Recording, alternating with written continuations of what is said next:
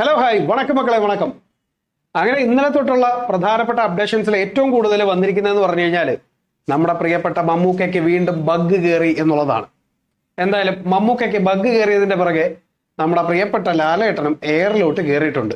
കയറിയതല്ല, കയറ്റി വിട്ടതാണ്. അപ്പോൾ സത്യം പറഞ്ഞു കഴിഞ്ഞാൽ ഇതിനകത്തുള്ള ചില കാര്യങ്ങൾ നമ്മളൊന്ന് മനസ്സിലാക്കിയിരിക്കണം. മമ്മൂക്കയുടെ ഒരു 7 മിനിറ്റ് പ്രസംഗമാണ് ഇപ്പോൾ കിട്ടിയിരിക്കുന്ന ഒരു വീഡിയോ. ആ വീഡിയോയിലുടനീളം പറയുന്നത് വളരെ നല്ല വിഷയങ്ങളെ കുറിച്ചാണ്. ഒരുപാട് നല്ല കാര്യങ്ങൾ സംസാരിക്കുന്നുമുണ്ട്. പലയിടങ്ങളിൽ നടന്ന സംഭവങ്ങൾ പോലും ഇനി ഇവിടെ ആവർത്തിക്കാൻ പാടില്ല, അതുകൊണ്ട് എല്ലാവരും വളരെ സൂക്ഷിക്കണം എന്നൊക്കെ വളരെ കെയർ ആയിട്ട് സംസാരിക്കുകയും ചെയ്യുന്നുണ്ട്. അതിനിടയിൽ പറ്റിയ ഒരു വാചകം, ഒരു സംസാരം അല്ലെങ്കിൽ ഒരു ശകലം, ആ അത്രയും പോർഷനിൽ ഇന്ന് സോഷ്യൽ മീഡിയയിൽ കത്തിയെരിയുകയാണ്. സോ പല ആൾക്കാരും പലതരത്തിൽ അതിനെ വിശദീകരിക്കുന്നുണ്ട്, പല രീതിയിൽ അതിനെ കാണുന്നുണ്ട്, പല രീതിയിൽ അതിനെ ചർച്ച ചെയ്യുന്നുണ്ട്. എന്തായാലും നമുക്ക് ആ വീഡിയോ കണ്ടിട്ട് അതിനെപ്പറ്റി ഒന്ന് സംസാരിക്കാം. അപ്പൊ നേരെ വീഡിയോയിലോട്ട് പോവാം. ഞാൻ കോളേജിൽ പഠിക്കുന്ന കാലത്ത് ഒരു സിഗരറ്റ് ഗേറ്റിൻ്റെ വാതിക്കൽ നിന്ന് കത്തിച്ചാൽ ക്ലാസ്സിൽ എത്തുമ്പോൾ മാത്രമാണ് എനിക്ക് എൻ്റെ അവസാന പുക കിട്ടുക. അതുവരെ ആരൊക്കെ ആ സിഗരറ്റ് വലിച്ചു എന്ന് എനിക്കറിയില്ല. ആ സിഗരറ്റ് വലിച്ചതിൽ അതുവരെ ആരൊക്കെ ആ സിഗരറ്റ് വലിച്ചു എന്ന് എനിക്കറിയില്ല. അങ്ങനെയാണ് പറയുന്നത്. ഓക്കെ, ആ സിഗരറ്റ് വലിച്ചതിൽ ഒരുപാട് വിവേചനങ്ങൾ വേണമെങ്കിൽ നമുക്ക് തോന്നാവുന്ന ആളുകൾ ഉണ്ടാകാം. വിവേചനം വേണമെങ്കിൽ നമുക്ക് തോന്നുന്ന ആളുകൾ ഉണ്ടാവാം. Note the point. നമ്മുടെ വിദ്യാർത്ഥികൾക്ക് അത് ബാധിച്ചിട്ടില്ല എന്ന് തന്നെയാണ് എനിക്ക്. അന്ന് വിദ്യാർത്ഥികളായിരുന്ന ഞങ്ങളിൽ ഇത് ബാധിച്ചിട്ടില്ല. അപ്പോൾ അദ്ദേഹം പറഞ്ഞ ഒരു കാര്യത്തിലെ പ്രധാന പോയിന്റ് ഈ വാക്കുകൾ, അതായത് വിവേചനം വേണമെങ്കിൽ തോന്നാവുന്നവർക്ക് അത് അന്നുണ്ടായിട്ടില്ല എന്നുള്ളത് എടുത്തു പറയുന്നുണ്ട്. അങ്ങനെയെങ്കിൽ നമ്മൾ നോക്കേണ്ട ഒരു കാര്യം, മമ്മൂട്ടി എന്ന് പറയുന്ന നടൻ അദ്ദേഹം സംസാരിച്ചിരിക്കുന്നത് അദ്ദേഹത്തിന്റെ പഠനകാലത്തെ കുറിച്ചാണ്. ആ കാലഘട്ടത്തിൽ നമുക്കറിയാം, ഈ സിഗരറ്റ് എന്നൊക്കെ പറയുന്നത് അത്യാവശ്യം കുറച്ച് റിച്ച് ആയിട്ടുള്ള ആൾക്കാർ വലിക്കുന്ന ഒരു സാധനമാണ്. അന്നത്തെ കാലത്ത് കൂടുതലും ബീഡി എന്ന് പറയുന്ന ഒരു വസ്തുവാണ് കൂടുതലായിട്ടുള്ള ആൾക്കാരും ഈ വലിക്കാനായിട്ട് ലഹരി വസ്തു എന്നുള്ള രീതിയിൽ പുകയില പദാർത്ഥമായിട്ട് ഉപയോഗിക്കുന്നത്.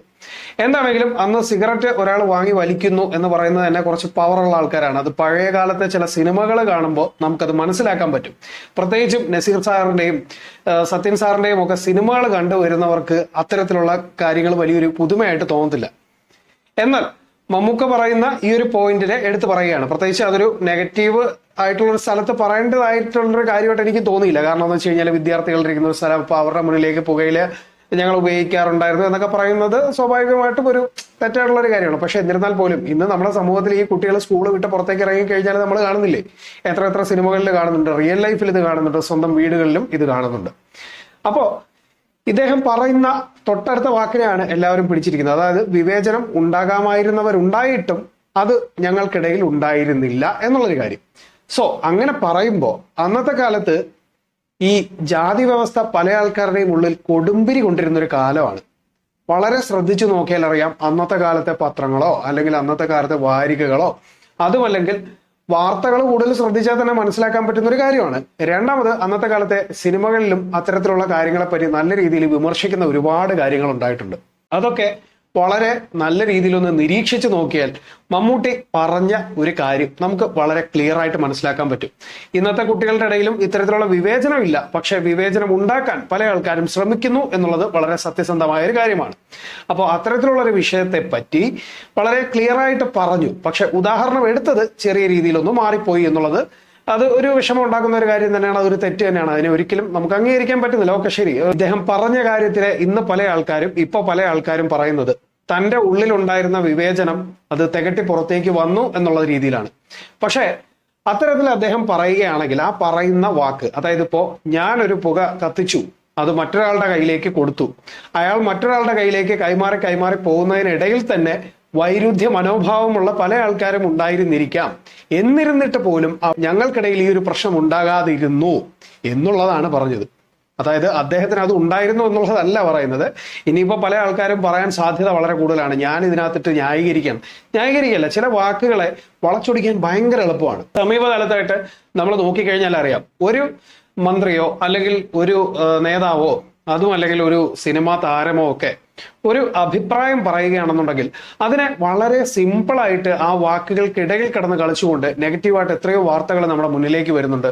പക്ഷെ ആ വാർത്ത കൃത്യമായിട്ട് കേൾക്കുകയാണെന്നുണ്ടെങ്കിൽ അതിനകത്ത് യാഥാർത്ഥ്യവും നമുക്ക് തിരിച്ചറിയാൻ പറ്റുന്നുണ്ട്.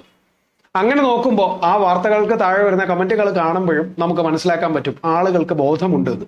അപ്പോൾ വളരെ വ്യക്തിപരമായിട്ടോ അല്ലെങ്കിൽ ഒരു രീതിയിൽ അദ്ദേഹത്തെ വിമർശിക്കാൻ കിട്ടിയ ഒരു സാധ്യത വെച്ചിട്ടാണ് പല ആൾക്കാരും ഇത് ഉപയോഗിച്ചിരുന്നത്. എന്തായാലും മമ്മൂക്ക പറഞ്ഞിരുന്ന ആ ഒരു സംഭവത്തിനെ കുറിച്ച് നോക്കുകയാണെന്നുണ്ടെങ്കിൽ എനിക്ക് തോന്നിയ ഒരു പോയിന്റ്, എന്റെ വ്യൂ പോയിന്റ് ആണ് ഞാൻ പറഞ്ഞത്. ആ കാലഘട്ടത്തിൽ നിലനിന്നിരുന്ന പല ജാതീയ വ്യവസ്ഥകളും അന്നും പല ആൾക്കാരുടെ ഉള്ളിൽ കൊടുമ്പൂരി കൊണ്ടിട്ടുണ്ട്.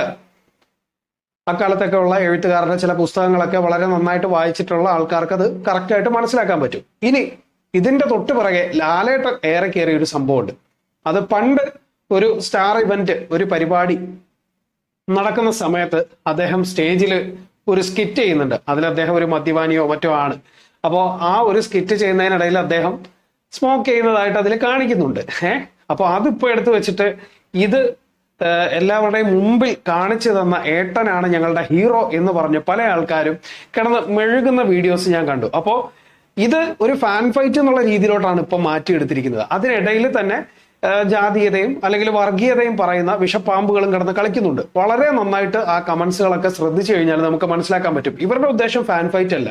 ഇതിനിടയിൽ കൂടെ ഉള്ളിൽ കിടക്കുന്ന വർഗീയതയെ എങ്ങനെയെങ്കിലും ഇങ്ങനെ ഛർദ്ദിച്ചിട്ട് ഏതെങ്കിലും ഒരുത്തിനെ കൊണ്ട് അത് കുടിപ്പിച്ച് അവനെയും കൂടെ ഈ കാറ്റഗറിയിലോട്ട് കൊണ്ടുവരണമെന്ന് വളരെ നന്നായിട്ട് ആഗ്രഹിക്കുന്ന കുറെ നെറികെട്ട മനുഷ്യർ എന്ന് പറയാനേ എനിക്ക് ആഗ്രഹമുള്ളൂ, എന്ന് പറയാനേ പറ്റുള്ളൂ. അത്രയും വൃത്തികെട്ട മലീമസമായിട്ടുള്ള മനസ്സുള്ള കുറെ മനുഷ്യർ. അവർക്ക് എങ്ങനെയെങ്കിലും ഈ വർഗീയത ഇങ്ങനെ പടർത്തിയെടുക്കണം. അത് ഏത് വിധേനയാണെങ്കിലും അവരത് ശ്രമിക്കും. അപ്പോൾ വിവേചനത്തെ കുറിച്ച് പറയുമ്പോഴത്തേക്ക് സ്വാഭാവികമായിട്ടും ഇത്തരത്തിലുള്ള ഒരു കാര്യത്തിനെതിരെ സംസാരിക്കുമ്പോൾ അത് പറയുന്ന ആൾക്കാർക്ക് കൊള്ളും. അവരാ ഒരു വർഗീയതയെ വളരെ നന്നായിട്ട് പ്രൊമോട്ട് ചെയ്യാൻ ഇത് തന്നെ ഉപയോഗിച്ചു എന്നുള്ളതാണ് ഇവിടെ നടക്കുന്ന ഒരു സംഭവം. ഇനി ഈ അടുത്ത കാലത്ത് നിങ്ങൾ സ്റ്റാർ മാജിക് എന്ന് പറയുന്ന ഒരു പരിപാടിയുണ്ട്. ആ പരിപാടിയിൽ നോക്കുകയാണെന്നുണ്ടെങ്കിൽ ജയിലർ സിനിമയുടെ ഒരു സ്പൂഫ് പ്രോഗ്രാം ആയിട്ട് നമ്മുടെ തങ്കച്ചൻ ചേട്ടൻ ചെയ്ത ഒരു പരിപാടിയുണ്ട്. അതിനകത്ത് എത്ര കാര്യമായിട്ടാണ് അവർ ഒന്ന് ചുരുട്ട് വലിക്കുന്നത്. അപ്പോ അത് എത്രയോ വീടുകളിൽ ആൾക്കാർ കണ്ടുകൊണ്ടിരിക്കുന്ന ഒരു പരിപാടിയാണ്. ഇതിനെപ്പറ്റി ഒന്നും ഒരു വിമർശനവും എവിടെയും കണ്ടില്ല. അതെന്തുകൊണ്ടായിരിക്കാം? അതിനെപ്പറ്റിയും നമ്മളൊന്ന് ചിന്തിക്കണം. തീർച്ചയായിട്ടും ആ പരിപാടി കാണുന്നത് ഒരുപാട് വീടുകളിലായിരിക്കും. ടി വിയിലാണല്ലോ. ഇതൊരു സോഷ്യൽ മീഡിയ പ്ലാറ്റ്ഫോം അല്ല, ഇതൊരു സിനിമയല്ല, മറ്റൊരു തലവും അല്ല. വീടുകളിൽ കാണുന്ന TV പ്രോഗ്രാമിൽ കാണുന്ന ഒരു പരിപാടിയാണ്. ആ പരിപാടിയിൽ ഇതുപോലുള്ള ചുരുട്ട് പോലൊരു സാധനം കത്തിച്ച് വലിക്കുമ്പോൾ സ്വാഭാവികമായിട്ടും കാണുന്ന ഒരു കുട്ടിക്ക് വളരെ നന്നായിട്ട് മനസ്സിലാവുമല്ലോ ഇത് സിഗരറ്റ് പോലെ എന്തോ ഒരു വസ്തുവാണ് വലിക്കുന്നതെന്ന്. അപ്പോൾ ആ ഒരു സംഭവത്തിനെ പറ്റി എവിടെയും എഴുതി കണ്ടതോ അല്ലെങ്കിൽ ഏതെങ്കിലും ഒരു ഫാൻ ബേസ് ഉള്ള ഒരാളോ അല്ലെങ്കിൽ ഏതെങ്കിലും ഒരു സിനിമാ ഭ്രാന്തനോ അല്ലെങ്കിൽ സാമൂഹികപരമായിട്ട് ഒരുപാട് നേട്ടങ്ങൾ കൊണ്ടുവരണമെന്ന് ആഗ്രഹിക്കുന്ന എഴുത്തുകാരനായ വ്യക്തിത്വങ്ങളോ ഒന്നും ഇതിനെപ്പറ്റി സംസാരിക്കുന്ന ഒന്നും കണ്ടില്ല. അപ്പോൾ കഴിഞ്ഞ ദിവസം അദ്ദേഹം സംസാരിച്ച ഈ ഒരു വാക്കിനെ ഇത്തരത്തിൽ വളച്ചൊടിച്ച് മറ്റൊരു തരത്തിലേക്ക് കൊണ്ടുപോകുന്നതിന്റെ ലക്ഷ്യം അത് മറ്റൊരു തരം തന്നെയാണ്. സാധാരണയായിട്ടുള്ള വളരെ നല്ല രീതിയിൽ വാർത്തകളെയും സമൂഹത്തെയും വിശകലനം ചെയ്യുന്ന ആൾക്കാർക്ക് നന്നായിട്ട് മനസ്സിലാക്കാൻ പറ്റും. വിദ്യാർത്ഥികൾക്കിടയിലേക്ക് നെഗറ്റീവായിട്ടുള്ള ഒരു കാര്യം മീൻസ് ഇത്തരത്തില് പുകവലി ഞങ്ങൾ ചെയ്തിരുന്നു എന്ന് പറയുമ്പോൾ അദ്ദേഹത്തിന്റെ കാലഘട്ടം, ആ കാലഘട്ടത്തെ അന്നൊരു പ്രിവിലേജ് പോലെ കണ്ടിരുന്ന ഒരു സംഭവം തന്നെയാണിത്. ഇന്നും നമ്മൾ സിനിമകൾ കാണുമ്പോഴത്തേക്ക് നമുക്കറിയാം, നായകൻ ഒരു സിഗരറ്റ് എടുത്ത് കത്തിച്ച് മുണ്ട് മടക്കി കുത്തി ചെരുപ്പ് ഊരിയിട്ട് ഇടിക്കാനായിട്ട് അങ്ങോട്ട് റെഡി ആയി കഴിഞ്ഞാൽ അല്ലെങ്കിൽ കൈ ചുരുട്ടി കഴിഞ്ഞാൽ നമുക്കറിയാം അതിന് കിട്ടുന്ന ഇമ്പാക്ട് എന്തോളാന്ന്. എന്തിനു പറയുന്നു, നമ്മുടെ റോക്കി ബായി ചുരുട്ട് കത്തിച്ചുകൊണ്ട് നിന്നപ്പോൾ തന്നെ നമ്മളെല്ലാവരും ആർപ്പ് വിളിച്ചു. അപ്പൊ പറയും റിയലും വേറെയാണ്. അതെ, റിയൽ വേറെയാണ്. അങ്ങനെയാണെന്നുണ്ടെങ്കിൽ ഈ സൊസൈറ്റിയിൽ ഏറ്റവും ആദ്യം നിരോധിക്കേണ്ടത് ഈ പറയുന്ന സിനിമ തുടങ്ങുന്നതിന് മുമ്പ് തന്നെ ശ്വാസകോശം സ്പോഞ്ച് പോലെയാണ് എന്ന് പറയുന്ന പരസ്യത്തിൽ കാണിക്കുന്ന അതേ സിഗരറ്റ് തന്നെയല്ലേ. എന്തുകൊണ്ടാണ് അതിനെതിരെ ആരും സംസാരിക്കാത്തത്? അതിനും താല്പര്യമില്ല. പോട്ടെ, അതും കഴിഞ്ഞ് ഓരോ വീടുകളിലും എത്രയോ കുട്ടികൾ വളരുന്ന വീടുകളിൽ ഇതുപോലെ സ്മോക്ക് ചെയ്യുന്ന ആൾക്കാരുണ്ട്. അപ്പോൾ അതും പ്രശ്നമില്ല. അപ്പോൾ ഇത്തരത്തിൽ ഇൻഫ്ലുവൻസ് ചെയ്യാൻ കഴിവുള്ള ഒരു വ്യക്തി ഒരിടത്ത് വന്ന് നിന്ന് പറയുന്നു എന്ന് പറയുന്നത് കൊണ്ട് തന്നെ അതിനെ എടുക്കുകയും അതിനകത്ത് പിന്നീട് അദ്ദേഹം പറഞ്ഞ വിവേചനം ഞങ്ങൾക്കില്ലായിരുന്നു എന്ന് പറയുന്ന, വിവേചനം ഉണ്ടാകേണ്ടിയിരുന്നവർ ഉണ്ടായിരുന്നിട്ടും അവർക്കിടയിൽ പോലും അത് ഉണ്ടായില്ല എന്ന് പറയുന്ന ഒരു സാഹചര്യം കൊണ്ടുവന്ന് വെക്കുമ്പോൾ അത് അദ്ദേഹത്തിന്റെ ഉള്ളിലുള്ളതാണ് എന്ന് പറയുന്നത് ഈ പറഞ്ഞു നടക്കുന്ന ആൾക്കാരുടെ ഉള്ളിലെ വിവേചനത്തിന്റെയും അല്ലെങ്കിൽ അത്തരത്തിലുള്ള ചിന്താഗതിയുമാണെന്ന് ഇനിയും നിങ്ങൾക്ക് മനസ്സിലായിട്ടില്ലെങ്കിൽ തീർച്ചയായിട്ടും നിങ്ങൾ മറ്റെന്തോ തരത്തിലൂടെ ചിന്തിക്കുന്നു എന്നാണ് ഞാൻ കരുതുന്നത്. എൻ്റെ വ്യക്തിപരമായിട്ടുള്ള അഭിപ്രായം മാത്രമാണ് പറഞ്ഞത്. യോജിക്കാം, യോജിക്കാതിരിക്കാം. കാരണം എനിക്ക് അങ്ങനെയാണ് തോന്നിയത്. ഇതിനെ പല രീതിയിൽ ഇങ്ങനെ മാറ്റി കൊണ്ടുപോകുമ്പോഴത്തേക്ക് വായിക്കുന്ന ഒരാൾക്ക് തന്നെ ഇത് വേറെ എന്തോ തരത്തിലാണ് അദ്ദേഹം പറഞ്ഞത്. എന്നാൽ ആ വാക്കുകളെ കൃത്യമായിട്ട് മനസ്സിലാക്കാൻ ശ്രമിച്ചിട്ടില്ല. ആ കാലഘട്ടത്തിലുണ്ടായിരുന്ന ജാതി വ്യവസ്ഥ എന്താണെന്നുള്ളത് വളരെ വ്യക്തമായിട്ട് അറിയാം. നിർമാല്യം പോലൊരു സിനിമയൊക്കെ നമ്മുടെ അന്നത്തെ കാലത്ത് ഇറങ്ങിയിട്ടും അതിന്റെ ക്ലൈമാക്സ് കണ്ടിട്ട് ആർക്കും ഞെട്ടലുണ്ടായില്ല. അന്ന് അതിനെപ്പറ്റി വലിയ വിമർശനങ്ങളോ കാര്യങ്ങളോ ഉണ്ടായിരുന്നിരിക്കാം. പക്ഷെ എന്നിരുന്നാൽ പോലും അതൊരു വർഗീയതയ്ക്ക് വഴി ഉണ്ടാക്കിയ ഒരു സ്തംഭമായിട്ട് മാറിയിട്ടില്ല.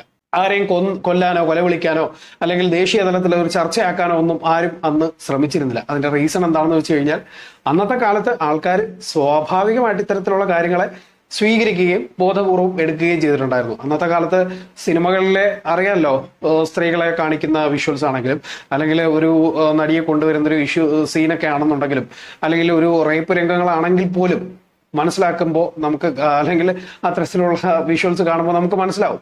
ഇന്ന് എത്രയോ ബെറ്റർ ആയിട്ടാണ് നമ്മൾ കാര്യങ്ങൾ മാറ്റിക്കൊണ്ടുവന്നിരിക്കുന്നത്. സിനിമകളിൽ എത്രയോ വ്യത്യസ്തമായിട്ടുള്ള ചേഞ്ചസ് ഉണ്ടായിരിക്കുന്നു.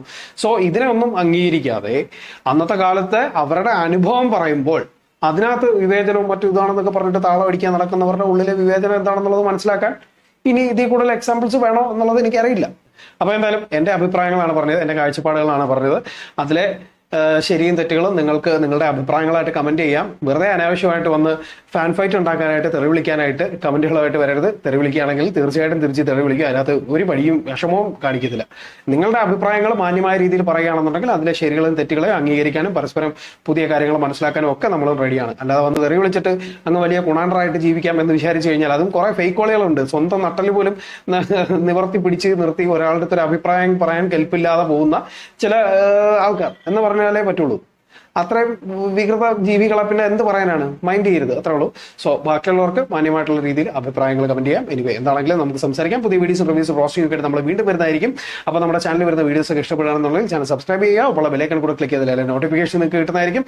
കൂടെ ഉണ്ടാവുക, സപ്പോർട്ട് ചെയ്യുക. പുതിയ വീഡിയോസായിട്ട് വീണ്ടും കാണാം. അതുവരേക്കും ബൈ ബൈ.